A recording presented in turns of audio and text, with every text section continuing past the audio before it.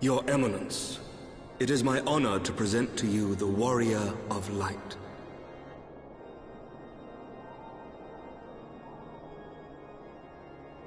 I have heard the tales of your many grand endeavors. The Lord Commander has also been most effusive in his praise. I am Thorin VII, Archbishop of the Ishgardian Orthodox Church, and I bade you come here that I might offer my personal apologies.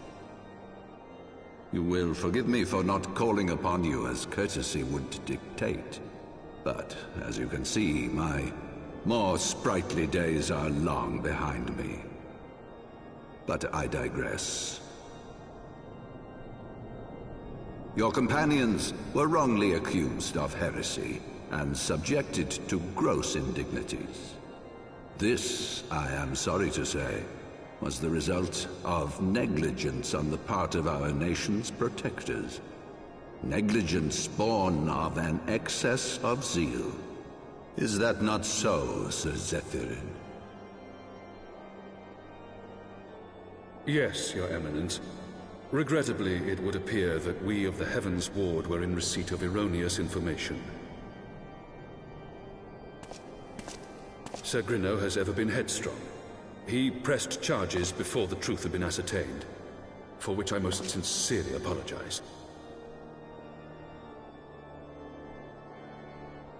An unfortunate misunderstanding born of an earnest desire to serve Ishgard, but one which should never have occurred. For who could doubt the character of those who bested Shiva and drove the Horde from the steps of faith? Not I. That much is certain.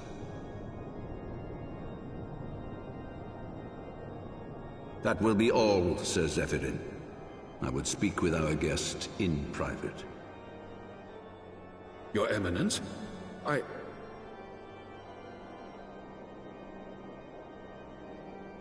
As you wish, Your Eminence. That will be all for today.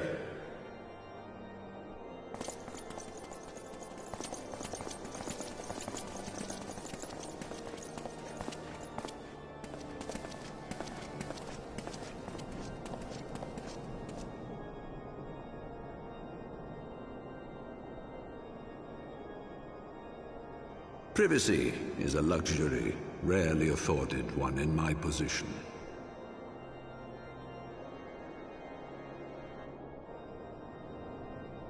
Now, tell me, young man, what do you know of the Ascians? Much and more, I shouldn't wonder, being the bringer of light. You should know that I myself have met with them, have entertained them as guests, even.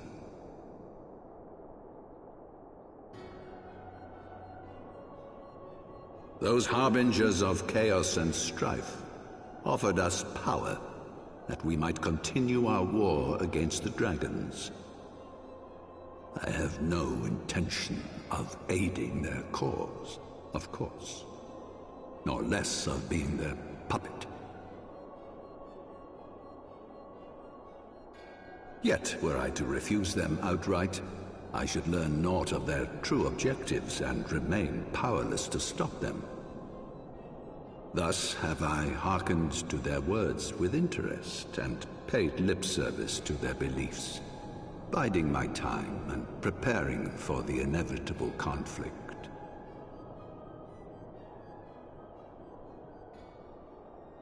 And why do I tell you this? Because there is naught in this world they fear more than the power of the Warrior of Light. If we are to rid ourselves of these vile interlopers, we must needs work together. With our combined strength, I have faith that we can wrest Eorzea from their grasp and pave the way for a lasting peace. Think on it.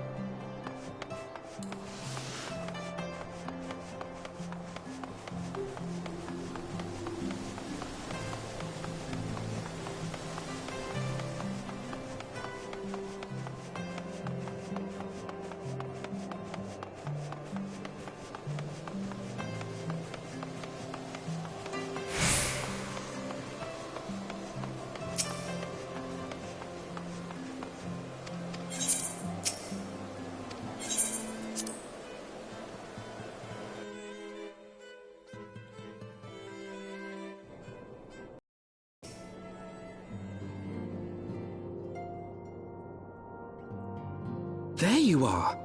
I confess, I was more than a little concerned when I learned that you had been summoned to the vault. What did they want with you?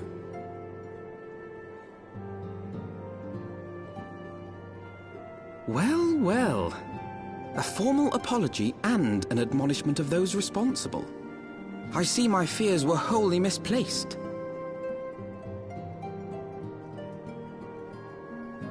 By the gods!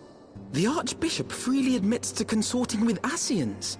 So, their ambitions extend to Ishgard as well.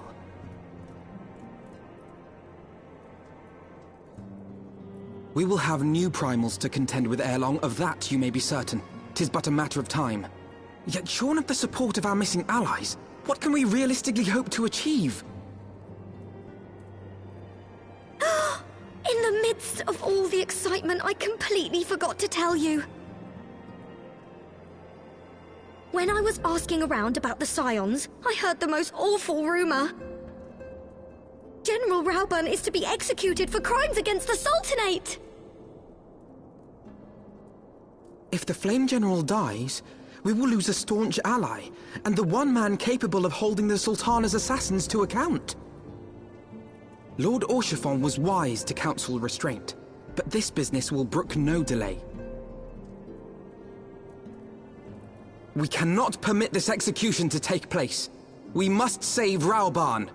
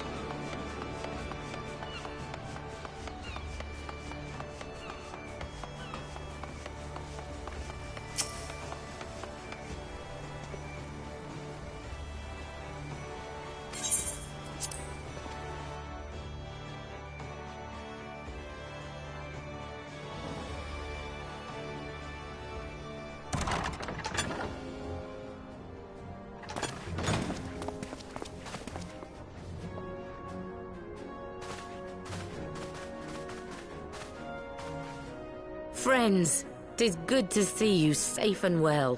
I will admit I had not counted on you seeking, let alone finding refuge within the Holy See, but full glad was I to learn that you had. Thankfully, we had allies there who took us under their wing. And theirs was not the only aid we receive, I suspect. When we fled Uldar, we fully expected to become wanted men, known to all and hounded at every turn. Yet that did not come to pass. On the contrary, 'twould seem the charges against us have not been made public. Might we have you to thank for that, Admiral?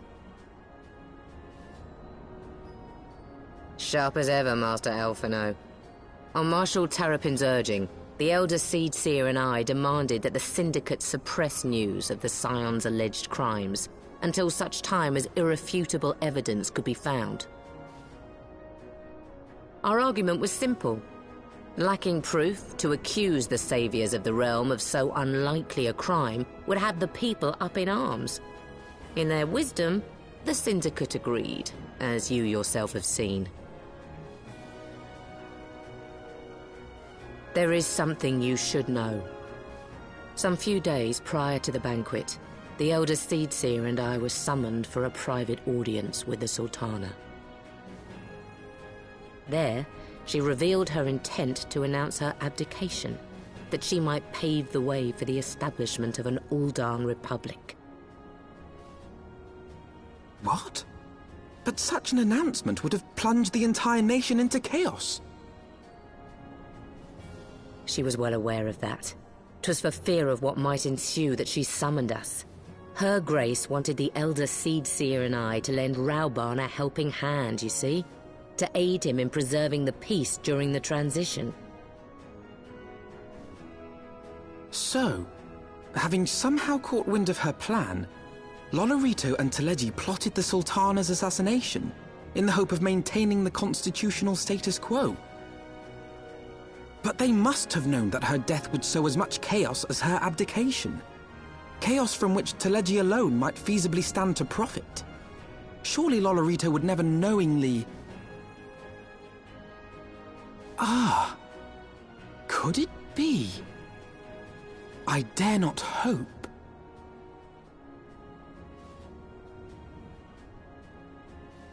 The Uldan authorities have yet to announce the Sultana's passing. To allay any suspicion that may arise from Her Grace's absence, they have issued a statement to the effect that she is presently convalescing from illness. Mayhap they're waiting for a fitting moment to break the news, or mayhap they know of some other reason to delay. Something else has been bothering me, Admiral. I was dismayed to learn that General Rauban is to be executed. Yet upon hearing the news, I could not help but wonder why he had been kept alive for so long. Pray mistake not my meaning. I am, of course, overjoyed that our friend still draws breath, and that he might yet be saved. But if his enemies truly wished to eliminate him, they could have done so immediately. I see no reason for this delay. Aye, you've struck upon an important point, Master Alphino. Following his capture, Rauban had been held in the Marasaja pit within Uldar. In recent days, however, he has reportedly been moved to an unknown location. Queerly, 'twas not the brass blades who spirited him away either, but a band of soldiers decked in blue. The Crystal Braves. Aye. If I read the winds aright, the arrangement between Lord Lolorito and the Braves has come under strain. At any rate, if we're to rescue Rauban, we'll have to find him first. And you'll be glad to hear that I have already entrusted the task to those best able to see it done. Our friends of Doma.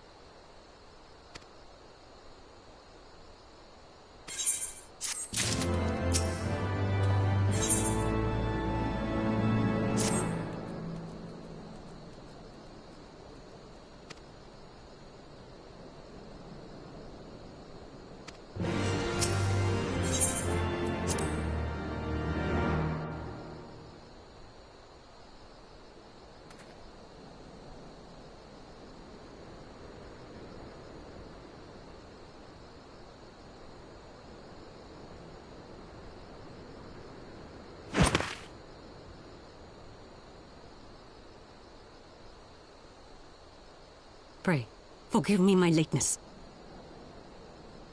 Lady Ugiri! Master Alphonal, I am pleased to see that the light of resolve shines in your eyes once more. Ah, yes. How pathetic I must have seemed to you when we last met. I am ashamed to recall it. For a time I was well and truly lost. But with the aid of my comrades, I have since refound my purpose, and I shall take care not to misplace it again. Since your escape from Ulda, my fellow shinobi and I have shadowed the Crystal Braves every step, in hopes of learning the Scion's whereabouts. Regrettably, our investigation has yet to yield any useful information. Pray, forgive us. You need not apologize, my lady. We are grateful for all that you have done on our behalf. Besides, Ralban is no less a friend, and we cannot well abandon him to his fate. Hozan, the three of us shall attend to the Flame General's rescue. Pray, draw away the guards by the entrance. Take Dowade and Higiri with you.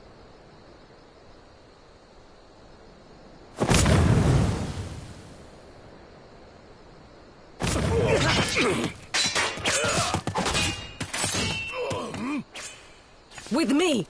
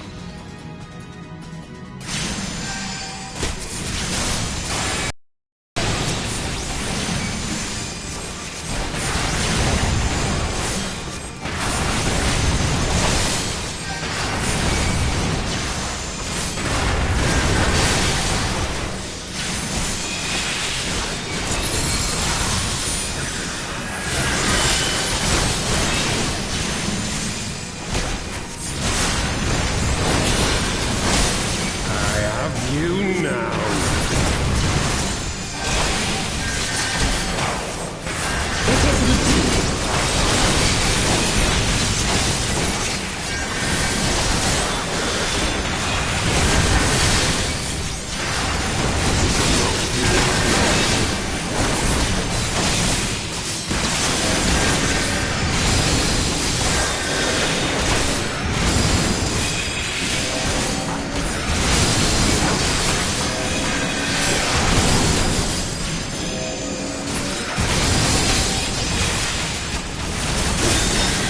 I'll tear you limb from limb.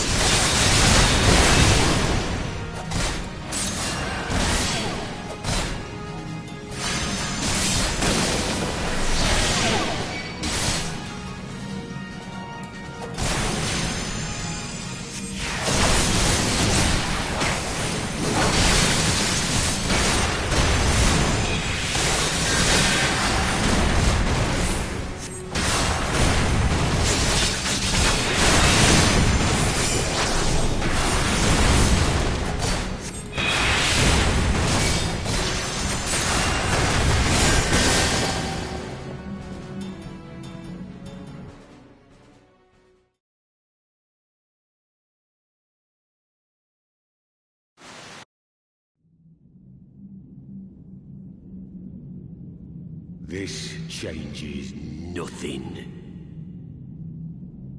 It is over, Ilberd. Lay down your arms and surrender yourself to justice. Justice? Justice for what exactly? 'Twas not I who assassinated the Sultana, boy. Ere we debate who is responsible for the assassination, I would ask whether an assassination took place at all. Oh, clever little shite. If you think you fight for justice, lad, you'd best wake up. The truth is, you fight for whoever bloody well tells you to. Can you not see you're being used? By the Scions, the City-States, even the Crystal Braves. They none of them care a whit what you want. Only what you can do for them. And how do I know this? Because I'm the same. A pawn to be used as my masters see fit. All I ever wanted was to liberate my homeland. And I ate dirt to make it happen. But what have I achieved after all these years in servitude? Nothing. Not a bloody thing!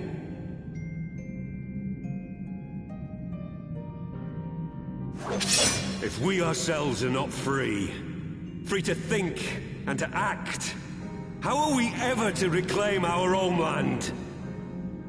Know this. There is nothing I would not give to take back Alamigo. Nothing!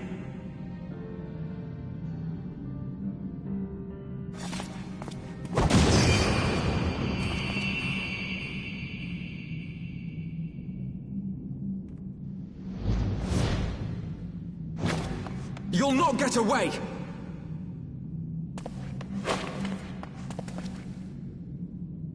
No, Master Alpha, no. Now is not the time.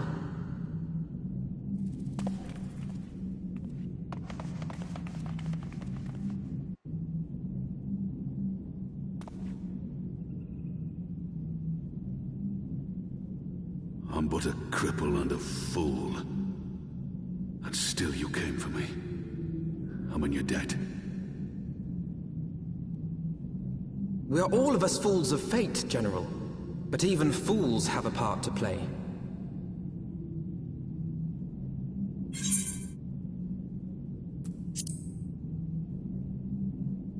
Rest assured, I was not planning to die till it avenged the Sultana. Still, your words are welcome, lad.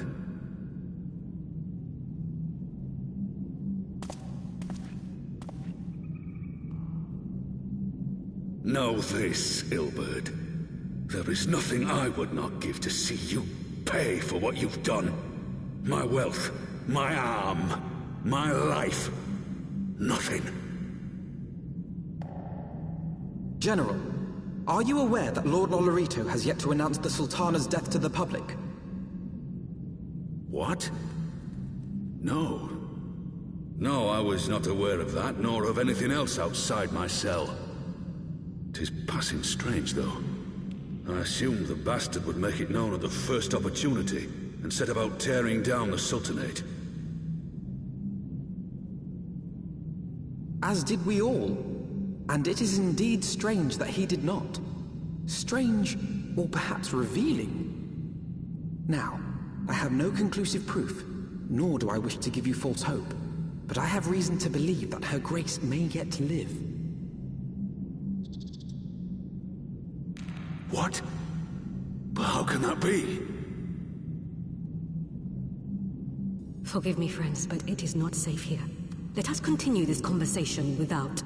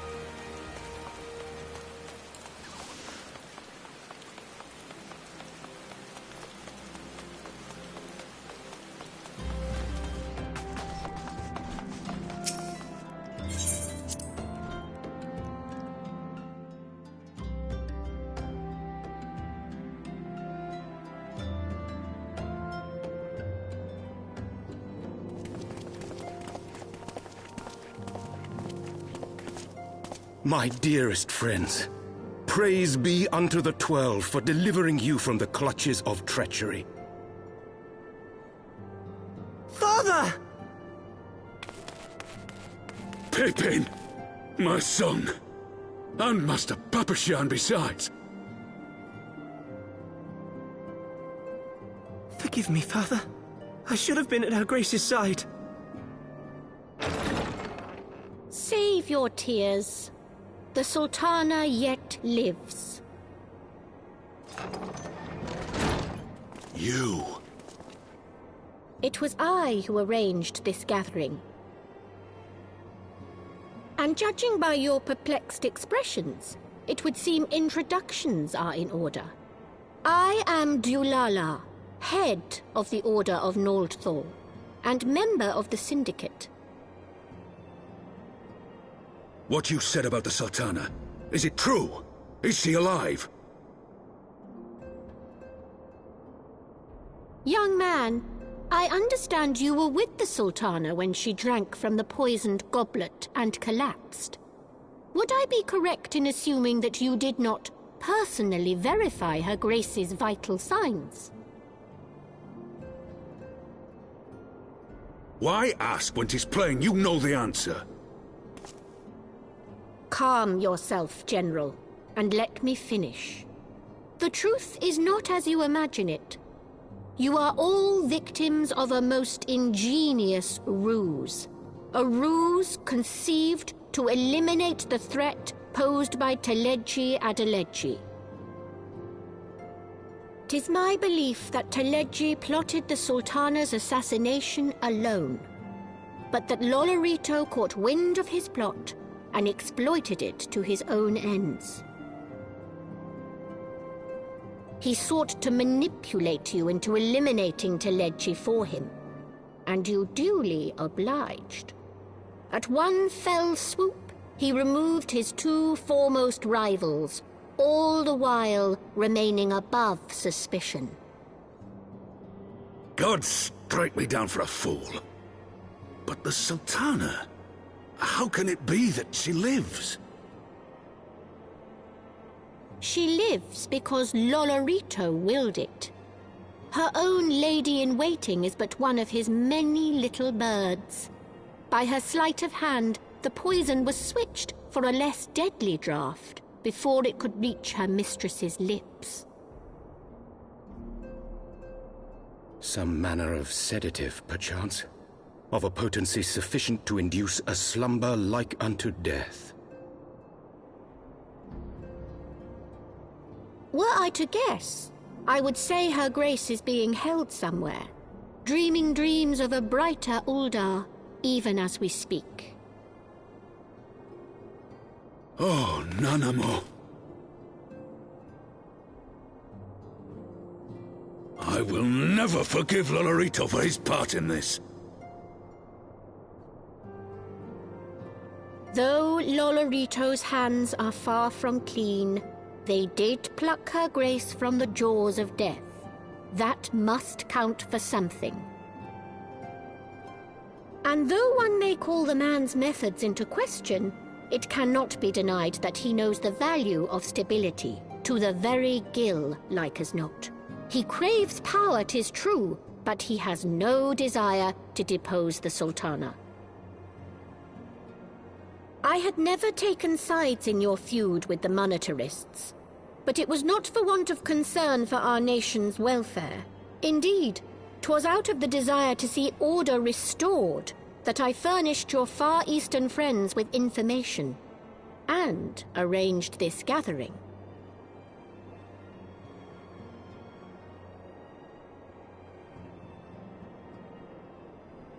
I hope you are ready to work, General, for there is much work to be done. Our first priority must be to bring matters back into balance. Lest you forget Her Grace's words, the true wealth of Uldar lies in the health, happiness, and hopes of her people. As for the more worldly kind of wealth, I am content to let Lolorito help himself to whatever Teleji Adeleji left behind. You, meanwhile, must do that which you alone can do. Rescue Her Grace, and take your place at her side once more, for her sake and that of our nation.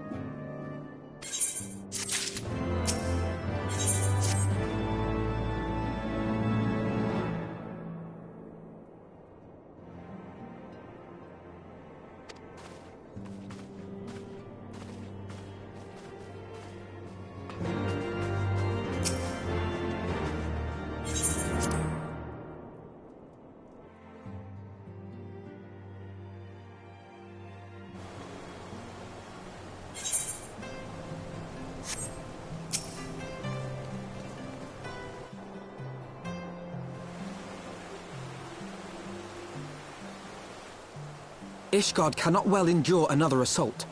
Even should her knights succeed in turning back the Horde, the casualties will be catastrophic. But what other choice do we have? It's not like we can talk it over with them. Dragons and men aren't exactly on speaking terms. With certain notable exceptions.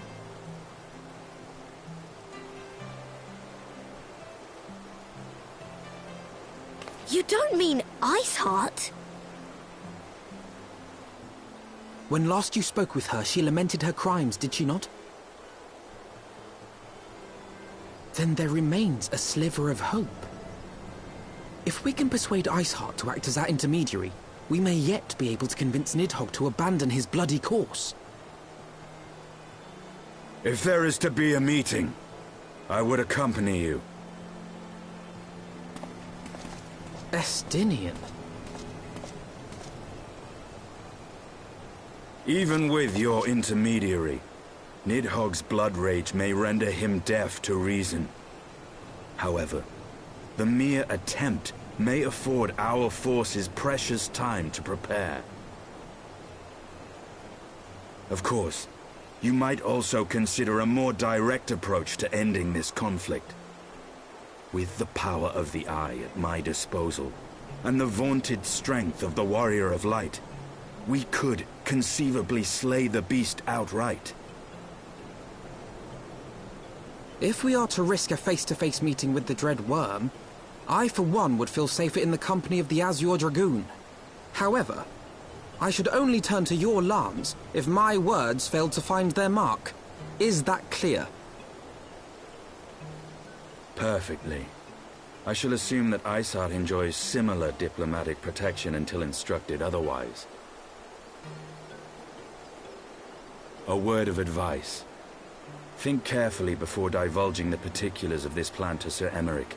'Twould not do to have the Lord Commander accused of consorting with heretics.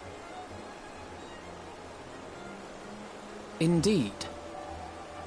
I thank you for your counsel, Estinian. We shall be honored to have you with us. I am glad to be of service.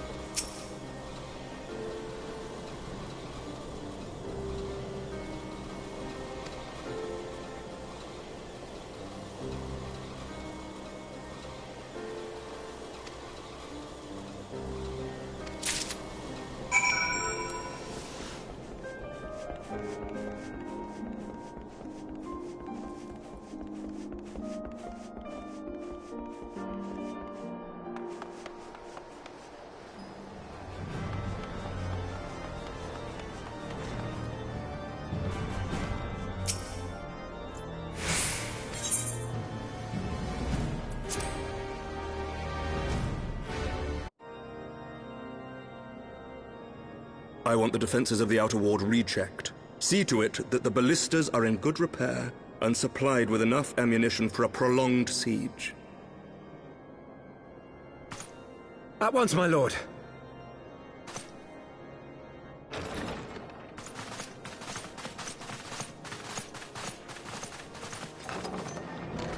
Ah, 'twould seem I have visitors, and unlike those massing beyond our walls, these ones are welcome. Pray forgive us for interrupting you in the midst of your preparations, Sir Emmerich, but our suit concerns the impending assault. To speak plain, we believe there is a chance the invasion might be halted before it even begins.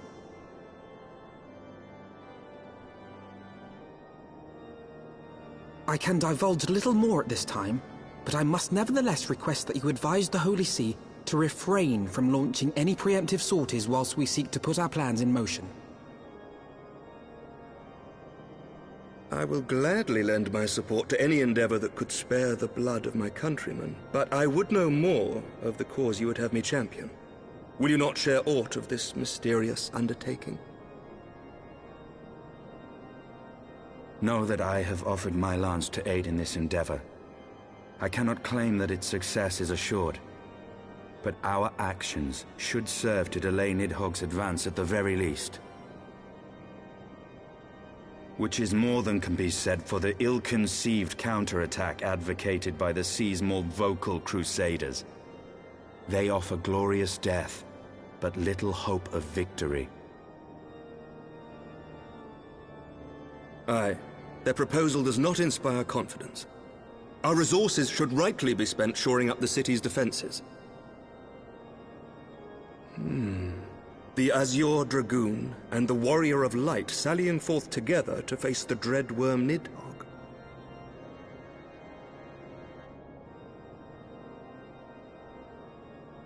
I must admit the mere thought of it does much to dispel my misgivings. Go then, carry out your plan. I shall do what I can for you within the Holy See.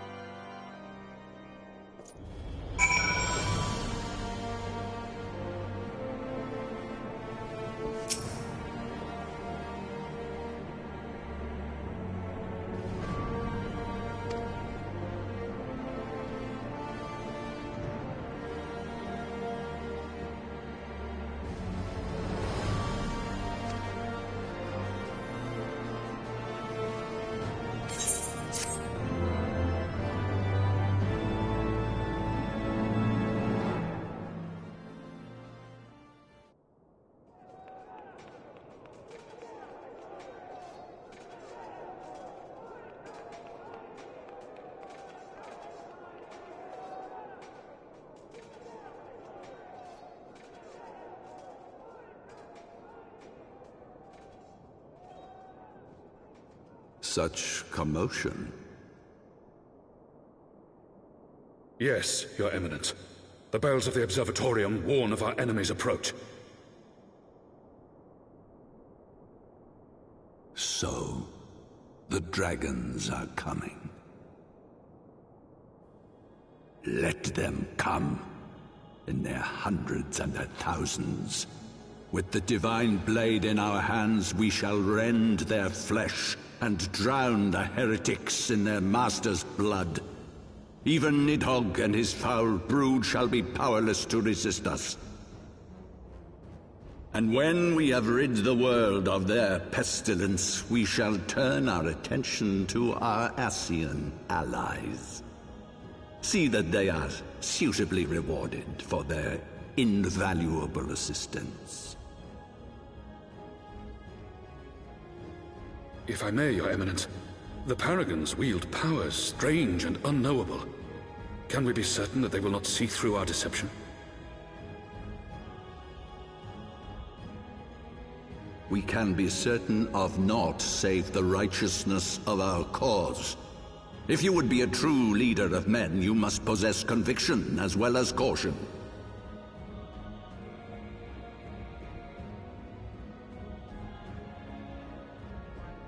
We seek to excise the root of an evil that has blighted us for 1,000 years. The risk is worth the reward.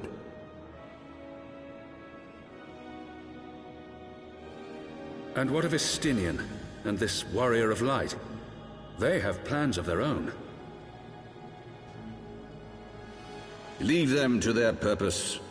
We must each play the role we have been given. You and your chosen brothers most of all.